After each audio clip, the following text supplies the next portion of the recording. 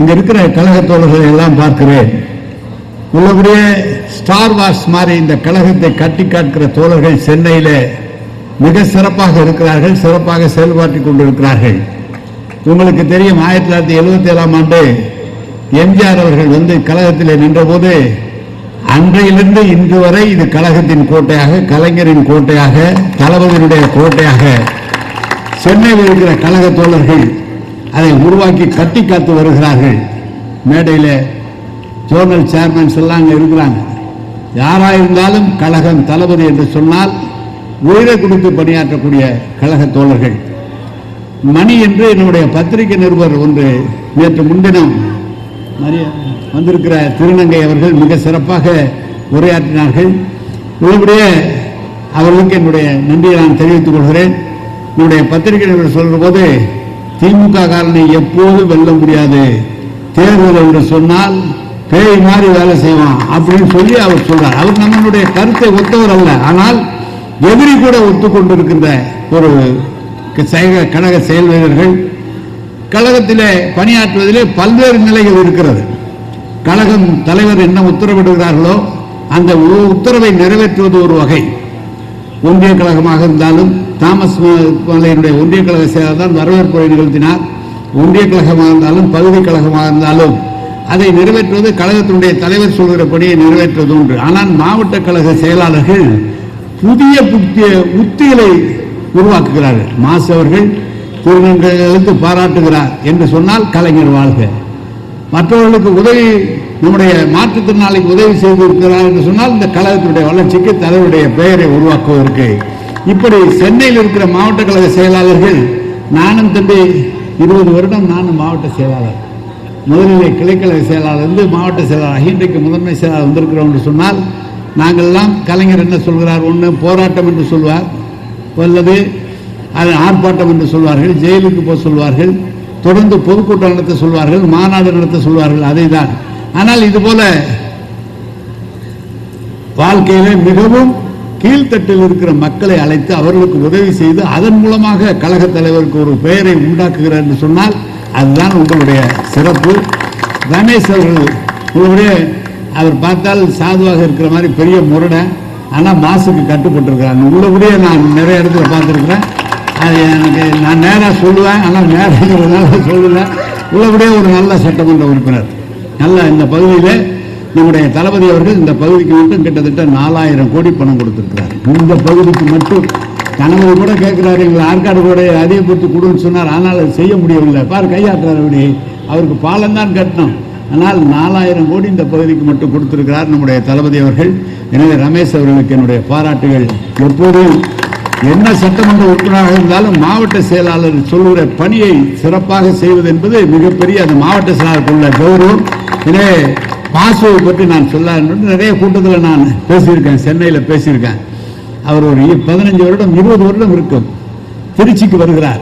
கழக நிகழ்ச்சியில் கலந்து கொள்ளதான் நிறைய பேர், அந்த 3-4 பேர் வருகிறார். அன்றைக்கு ஒரு மிகப்பெரிய விபத்தில் அவர் நேரிட்டு இவர் பிழைப்பாரா இல்லையா என்றெல்லாம் நாங்கள் கலவரப்பட்ட நேரத்தில் உலகம் முழுவதும் ஓடிக்கொண்டிருக்கிற ஒரு ஆளாக மாரத்தான் என்றால் இன்றைக்கு மா சுப்பிரமணியன் என்று சொல்கிற அளவிற்கு அன்றைக்கு மிக சிறப்பாக அவர் வந்திருக்கிறதை கண்டு எனக்கு மனப்பூர்ப்பு. அன்றைக்கு நாங்கள்லாம் உடன் இருந்தோம். இணைய அதில் ஒரு மகிழ்ச்சி. அவருடைய துறையை எடுத்துக்கொண்டாலும் மக்கள் நல்வாழ்வுத்துறையை எடுத்து சிறப்பாக செயல்படுகிறார். எங்களுக்கெல்லாம் கேட்டால் 2 வரி 4 வரியில் வேலையை அதிகமாகலாம் பேச மாட்டோம், சொல்லிட்டு போடுவோம். ஆனால் கிட்டத்தட்ட கணக்கு வழக்க கரெக்டாக இவ்வளவு நோயாளிகளுக்கு இவ்வளவு இடத்திலே என்னென்ன செய்திருக்கிறோம். நேற்று கூட மலைவாழ் மக்களை போய் பார்த்து விட்டு தான் வந்திருக்கிறார்கள். அவர்களெல்லாம் வீடு வீடாக சென்று பார்க்கிறார்கள், மலையெல்லாம் ஏறி இறங்குகிறார். அப்படி மிக சிறப்பாக பணியாற்றியிருக்கிறார். எனவே அவருக்கு என்னுடைய மனமார்ந்த வாழ்த்துக்களை தெரிவித்துக் கொள்கிறேன். அதை விட கூடுதலாக எல்லாம் நீங்கள்லாம் கேட்டிருப்பீங்க, செத்தும் கொடுத்தார் சீரகாதி என்று சொல்வார்கள்.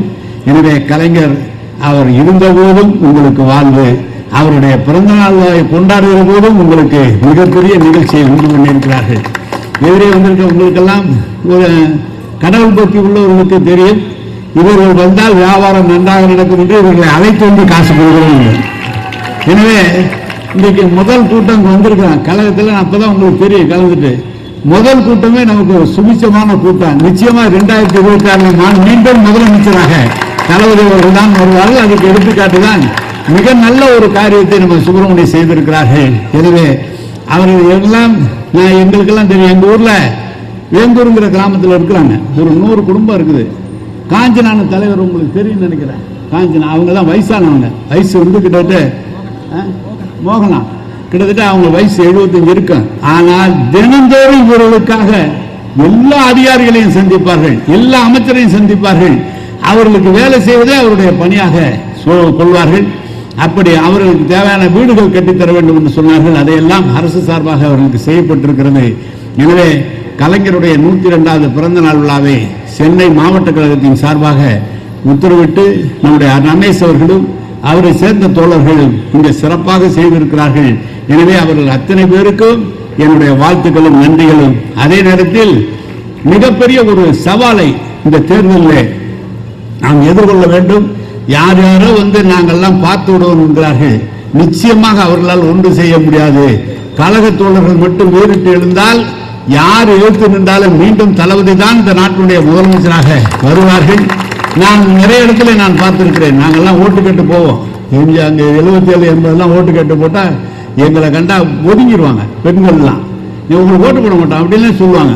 ஆனால் இன்றைக்கு எல்லா தமிழ்நாடு முழுவதும் பெண்களுடைய ஆதரவு என்பது தளபதிக்கு மட்டும்தான் இருக்கிறது என்பதை ஒரு மிகப்பெரிய ஒரு செய்தியாக கழக தலைவர் அவர்கள் இன்றைக்கு அவ்வளவு பெரிய நல்ல பெயரை எடுத்திருக்கிறார்.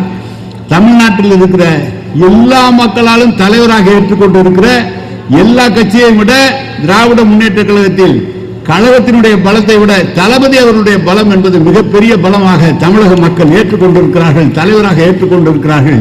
எடப்பாடி எல்லாம் சும்மா பேசுறார் தளபதி தலைவர் என்று சொல்லி. எந்த கட்சியை காட்டிலும் இன்றைக்கு அனைத்தையும் காட்டிலும் தளபதி அவர்களை தலைவராக நாட்டு மக்கள் ஏற்றுக்கொண்டிருக்கிறார்கள்.